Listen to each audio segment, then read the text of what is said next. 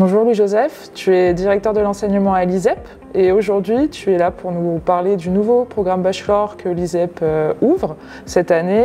C'est un programme qui est en partenariat avec l'Institut catholique de Paris, donc le Bachelor Système numérique pour la santé. Est-ce que tu peux nous présenter plus en détail ce programme? Bonjour Samantha. Oui, bien sûr.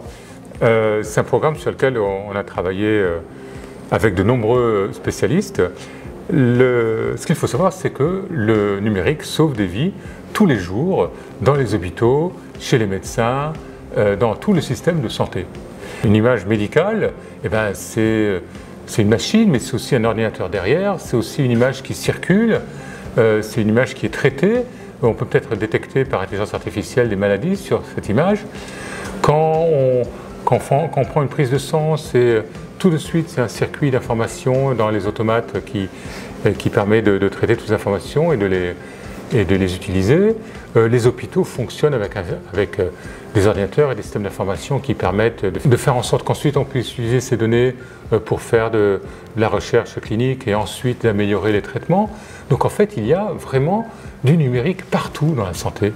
Et ce programme en 3 ans, il est là justement pour former des techniciens qui seront capables de contribuer à cette numérisation de la santé et de faire en sorte que les soins soient meilleurs, soient administrés de façon plus rapide. Donc voilà, c'est ça que nous vous proposons dans ce bachelor. D'accord. Et un bachelor, ça s'adresse à quel type d'étudiants? Donc des bacheliers généraux, bien sûr, avec au moins une spécialité scientifique. Des bacheliers technologiques, ils sont bienvenus. Et là, c'est toutes les spécialités. C'est STI2D, STL, ST2S, donc santé sociale, et puis pourquoi pas STMG si vous êtes un peu orienté vers le numérique personnellement. D'accord. Et vers quel type de poste ce bachelor permet de postuler? Alors c'est des postes dans les hôpitaux, soit côté informatique, soit côté réseau, soit travailler avec ce qu'on appelle les ingénieurs et les techniciens biomédicaux qui eux s'occupent des appareils. Mais entre l'appareil et le système d'information, il faut de l'informatique. Ou alors, c'est des chargés de projet en ce qu'on appelle en santé connectée, quand par exemple un patient il est traité à l'hôpital et chez lui aussi, donc il porte des appareils qui mesurent ses données vitales, et donc il faut paramétrer les appareils, les faire parler ensemble, faire en sorte que tout ça s'insère dans ce qu'on appelle un parcours de soins complet, et faire en sorte que les médecins, les infirmiers, les personnels de la santé, puis aussi les administratifs des établissements, tous ces gens-là puissent travailler ensemble et plus efficacement au service des patients, c'est-à-dire de vous, par exemple. Exactement. Et veux-tu nous expliquer comment va se dérouler concrètement ce bachelor au niveau des cours, l'organisation de l'emploi du temps, etc. Oui, alors c'est un programme en 3 ans. La première année, c'est du temps plein pour apprendre les bases des sciences et techniques numériques, ça c'est sûr, mais aussi les bases de la santé, de la physiologie, pour être capable de comprendre ce que les médecins et les infirmiers disent.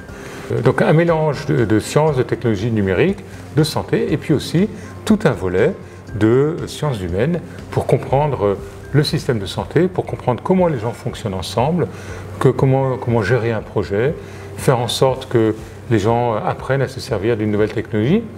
Et c'est ce volet-là que l'Institut catholique de Paris, qui est le spécialiste des sciences humaines, apporte. D'accord. Et comment un candidat actuellement sera intéressé par le bachelor, comment peut-il candidater à ce programme? Alors, la principale source d'élèves, ça va être Parcoursup, donc la plateforme nationale, et puis dans Parcoursup, nous faisons partie du concours Puissance Alpha, d'avoir accès à beaucoup de formations différentes. Merci beaucoup Louis-Joseph. Est-ce que tu as un dernier mot à ajouter aux personnes qui nous regardent actuellement? Le dernier mot, c'est que c'est une formation qui prépare au monde du travail.